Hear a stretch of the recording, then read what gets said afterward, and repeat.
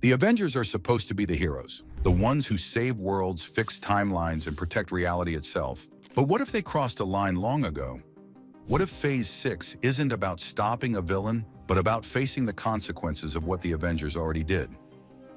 Theory 1. The Avengers decided who deserves to exist.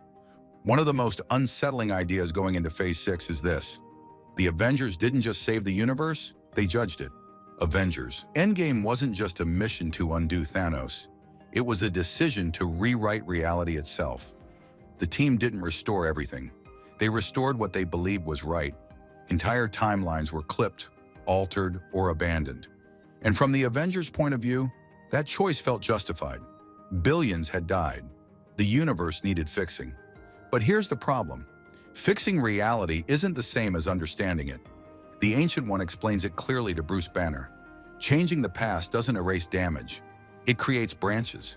Every branch is a full universe, with its own people, its own futures, its own right to exist. The Avengers hear this, and do it anyway. They accept the cost as long as their world survives. That's the first crack. Because once you decide that one reality matters more than another, you've stopped being heroes. You've become editors. You're no longer protecting life, you're curating it. Phase 4 and Phase 5 quietly reinforce this idea. Loki shows us the TVA pruning entire timelines because they're wrong. Doctor Strange makes the same call in No Way Home, choosing which universes deserve to be saved and which can collapse. Even Wanda, in her grief, believes she's justified in destroying worlds if it gives her what she lost. The difference is simple. Wanda is called a villain for it. The Avengers are not, but the logic is identical. Now imagine being on the other side of that decision. Imagine knowing your universe existed and was erased, not destroyed by chance, not lost to entropy, but deliberately overwritten by people who believed they knew better. From that perspective, the Avengers aren't saviors. They're executioners with good intentions. And Phase 6 may finally force that truth into the open. Because if a villain emerges who remembers being erased, who remembers a future that was taken away, then their anger isn't madness, it's accountability. They're not attacking the Avengers because they want power. They're attacking them because the Avengers played God. That reframes the entire conflict. The Avengers aren't facing a threat from outside reality. They're facing the echo of their own choices. Every snapped timeline, every abandoned branch, every life that only existed until a hero decided it shouldn't. Phase 6 doesn't ask, can the Avengers win again? It asks a far more dangerous question. What happens when the people who decide the fate of the universe are finally judged by the universe itself? And this time, being the heroes might not be enough. Theory 2. The Avengers normalized breaking reality. There was a time when altering reality was unthinkable. Now in the MCU, it's routine. The Avengers didn't just break time once, they made it acceptable. In Endgame, the time heist is treated as a desperate last resort, a one-time exception. But once it works, that logic never goes away. The Avengers prove that reality can be bent, revised, and corrected without immediate consequence. And from that moment on, the MCU quietly shifts. Reality is no longer sacred, it's flexible. Doctor Strange embodies this shift more than anyone else. In Infinity War, he looks into millions of futures and decides which one deserves to happen. In No Way Home, he casually casts a spell that risks collapsing the multiverse just to help Peter Parker. When it goes wrong, his response isn't horror, it's irritation. Fixable mistake. Another tear to patch. Multiverse of Madness takes this even further. We're told about incursions, entire universes colliding and dying because barriers were crossed too often. And yet the Avengers keep crossing them. The danger is explained, the rules are clear, but the behavior doesn't change. That's the pattern. Once the Avengers prove that rewriting reality works, they remove the fear that used to stop people from trying. Every hero who follows is operating in a world where the ultimate line has already been crossed.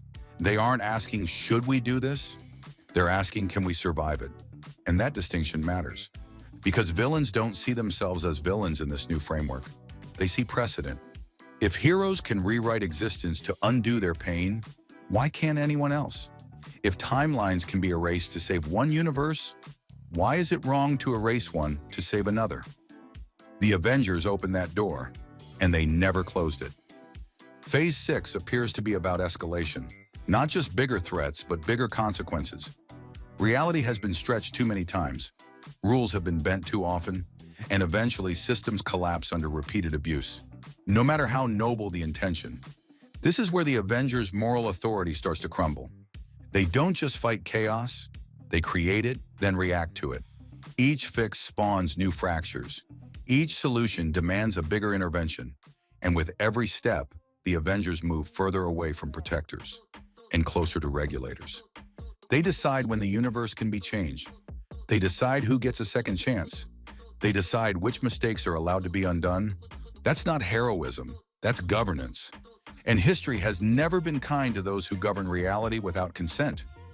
If Phase 6 is truly about collapse, then the villains aren't bringing destruction from outside. They're exploiting a system the Avengers built themselves. A system where reality is a tool, not a constant. The Avengers didn't mean to become dangerous. That's what makes it worse. They taught the universe that rules are optional, and now they're shocked that someone finally took that lesson to its end. Theory 3. The Avengers decide who deserves a happy ending. Up to this point, the damage feels abstract. Timelines, branches, universes we never fully see. But Phase 6 is where it becomes personal. Because the Avengers don't just rewrite reality, they decide who gets to move on. Look closely at how the MCU treats loss. When the Avengers lose something, the universe bends to accommodate them. Half of all life is brought back. Loved ones are restored. Endings are undone. But when other people lose everything, they're told to accept it. Peter Parker loses his identity, his friends, his future. Doctor Strange calls it necessary. Wanda loses her children, and when she tries to reclaim them, she's labeled a monster. Entire universes collapse in multiverse of madness, and the heroes walk away because their world is safe. The pattern is impossible to ignore. The Avengers don't stop tragedy, they redistribute it. Pain doesn't disappear, it's displaced. Someone else has to carry it so the right reality can survive. And the Avengers decide who that someone is. That's where the moral line finally breaks. Because once heroes decide that suffering is acceptable, as long as it isn't theirs, they stop being protectors. They become arbiters. Judges of which lives are worth preserving and which are expendable in the name of balance. Phase 6 seems positioned to confront that imbalance head-on. Imagine a villain who wasn't born evil. Someone who lost everything because a hero chose another outcome. Someone who remembers a life that was taken away not by chance, but by intervention. From their perspective, the Avengers aren't saviors. They're thieves. They stole a future. And that kind of loss doesn't fade. It festers. This also explains why so many Phase 4 and 5 antagonists feel emotionally justified, even when their actions are extreme. They aren't reacting to chaos. They're reacting to correction, to being told their suffering is the cost of keeping someone else whole. The Avengers never answer for that cost in no trial, no reckoning, no accountability. They save the universe, celebrate the victory, and move on. Meanwhile, the damage they leave behind becomes someone else's origin story. Phase 6 isn't just escalating the threat level, it's changing the perspective.